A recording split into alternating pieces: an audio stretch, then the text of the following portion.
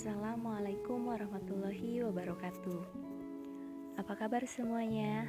Perkenalkan, nama saya Herni Nurliana, peserta Latsar CPNS tahun 2021 Angkatan 21, Pemerintah Daerah Kabupaten Garut.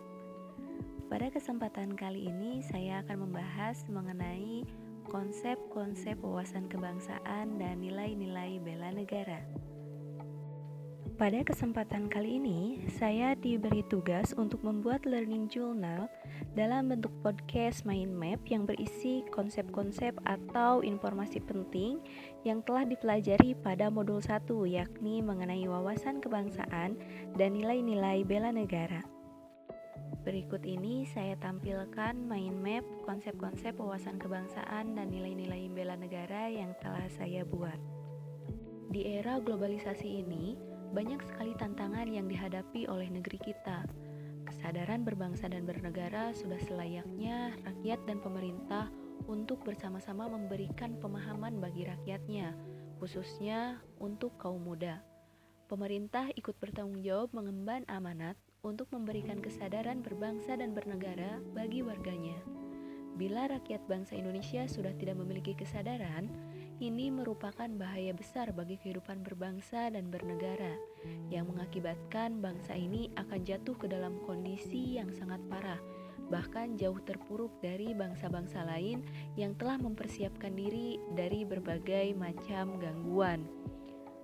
Oleh karena itu, menghadapi berbagai masalah yang berkaitan dengan kesadaran bangsa dan bernegara, sebaiknya mendapat perhatian dan tanggung jawab kita semua, sehingga amanat pada Undang-Undang Dasar 1945 untuk menjaga dan memelihara Negara Kesatuan Republik Indonesia serta kesejahteraan rakyat dapat diwujudkan. Kali ini kita akan mulai membahas mengenai definisi dari wawasan kebangsaan.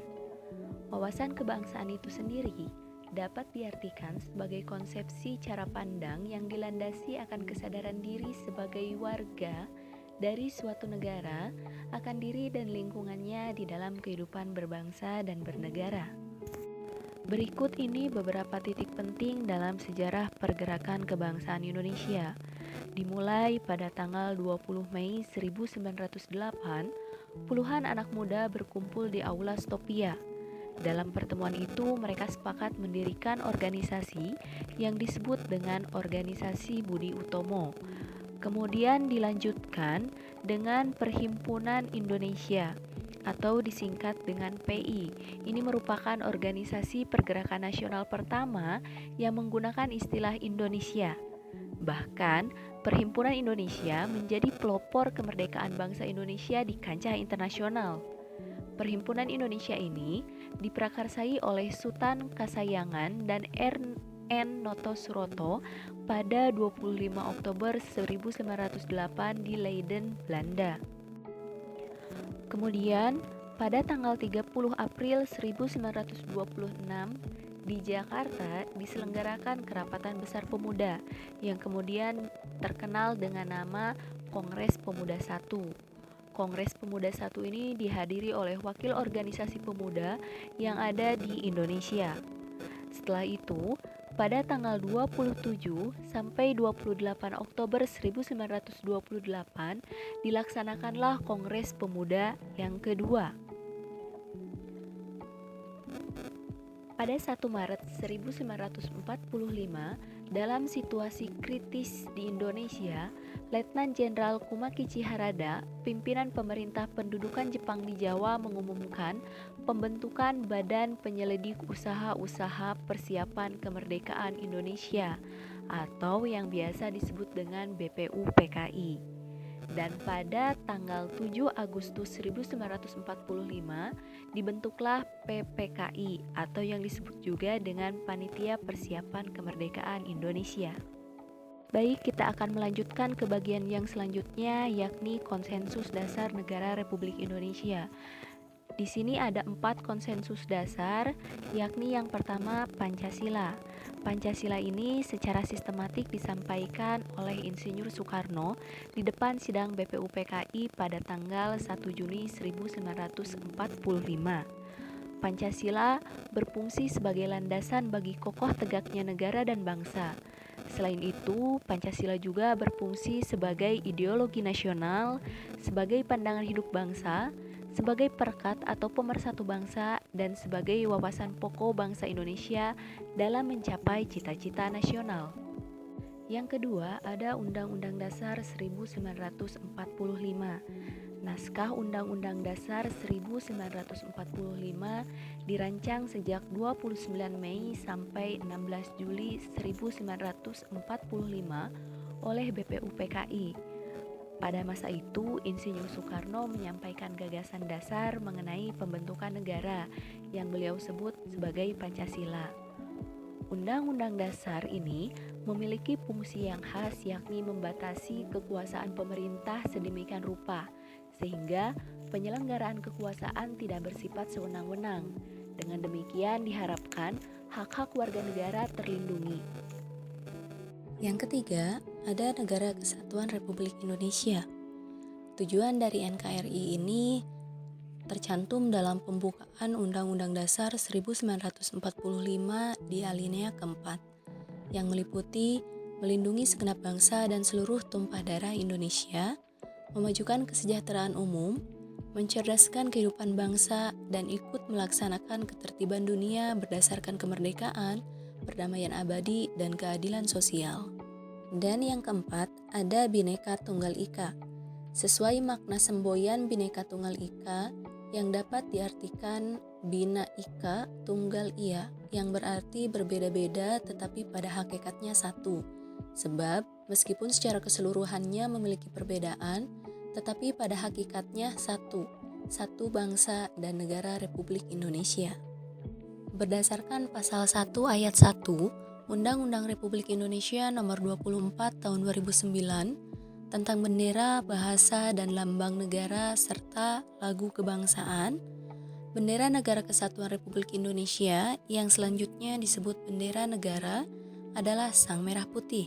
Lambang Negara Kesatuan Republik Indonesia berbentuk Garuda Pancasila, yang kepalanya menoleh lurus ke sebelah kanan, perisai berupa jantung yang digantung dengan rantai pada leher Garuda, dan semboyan Bhinneka Tunggal Ika ditulis di atas pita yang dicengkram oleh Garuda. Berdasarkan pasal 58 ayat 1 Undang-Undang Dasar Republik Indonesia Nomor 24 Tahun 2009, lagu kebangsaan adalah Indonesia Raya. Kemudian bahasa Indonesia yang dinyatakan sebagai bahasa resmi negara dalam pasal 36 Undang-Undang Dasar Negara Kesatuan Republik Indonesia tahun 1945 bersumber dari bahasa yang diikrarkan dalam Sumpah Pemuda tanggal 28 Oktober 1928 sebagai bahasa persatuan yang dikembangkan sesuai dengan dinamika peradaban bangsa. Bagian selanjutnya yang akan dibahas yakni mengenai bela negara. Pengertian bela negara itu sendiri merupakan tekad, sikap, dan perilaku serta tindakan warga negara, baik secara perseorangan maupun kolektif dalam menjaga kedaulatan negara, keutuhan wilayah, dan keselamatan bangsa dan negara yang dijiwai oleh kecintaannya kepada Negara Kesatuan Republik Indonesia yang berdasarkan pada Pancasila dan Undang-Undang Dasar Negara Republik Indonesia tahun 1945 dalam menjamin kelangsungan hidup bangsa Indonesia dan negara dari berbagai ancaman. Berdasarkan Undang-Undang Nomor 23 Tahun 2019 tentang Pengelolaan Sumber Daya Nasional untuk Pertahanan Negara pasal 7 ayat 3 dijelaskan bahwa nilai dasar bela negara meliputi cinta tanah air, sadar berbangsa dan bernegara, setia pada Pancasila sebagai ideologi negara, rela berkorban untuk bangsa dan negara, dan juga kemampuan awal bela negara. Kesadaran bela negara ditumbuhkan dari kecintaan pada tanah air Indonesia, tanah tumpah darah yang menjadi ruang hidup bagi warga negara Indonesia. Kesadaran bela negara juga mulai dikembangkan dengan sadar sebagai bagian dari bangsa dan negara. Bangsa yang majemuk, bangsa yang mendapatkan kemerdekaan bukan karena belas kasihan atau pengakuan dari bangsa penjajah, namun direbut dengan segala pengorbanan seluruh rakyat Indonesia. Hal penting pada pengembangan kesadaran bela negara berikutnya adalah kesetiaan pada Pancasila sebagai ideologi negara, sebagai dasar negara yang mempersatukan bangsa yang majemuk dengan kebinekaannya. Pancasila telah terbukti mampu menjaga integrasi dan integritas bangsa. Kemudian, kerelaan berkorban untuk bangsa dan negara yang dikembangkan dengan aksi nyata, tanpa pamrih dan didasari pada keyakinan bahwa pengorbanan tersebut tidak akan sia-sia. Tanpa keinginan untuk berkorban pada bangsa dan negara dari seluruh warga negaranya, negeri ini akan mengalami stagnasi, tidak mampu bersaing dengan bangsa-bangsa ataupun negara-negara yang lain di dunia ini. Yang terakhir, kesadaran bela negara perlu diaktualisasikan dengan aksi dan tindakan nyata berupa kemampuan awal bela negara.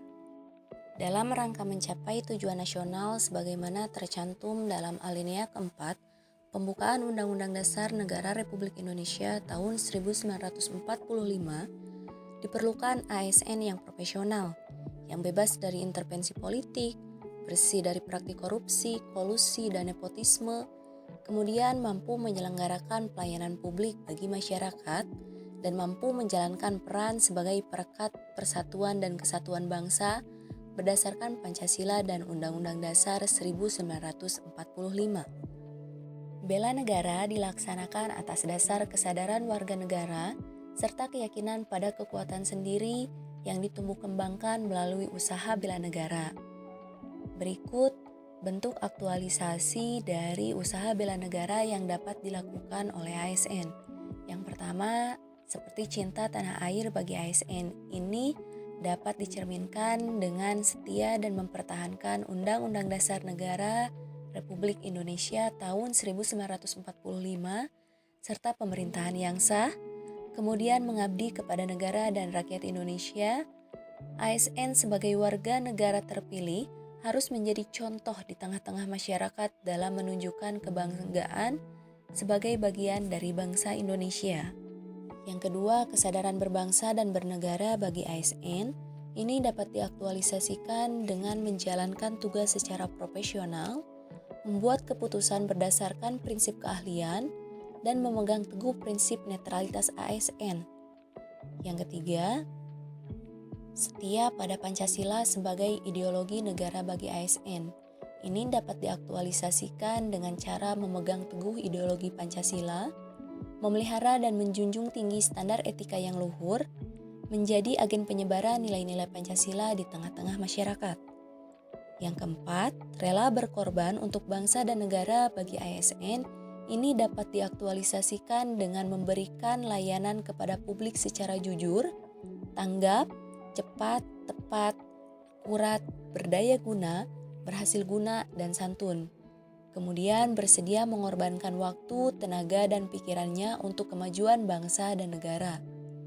Yang terakhir, kemampuan awal bela negara.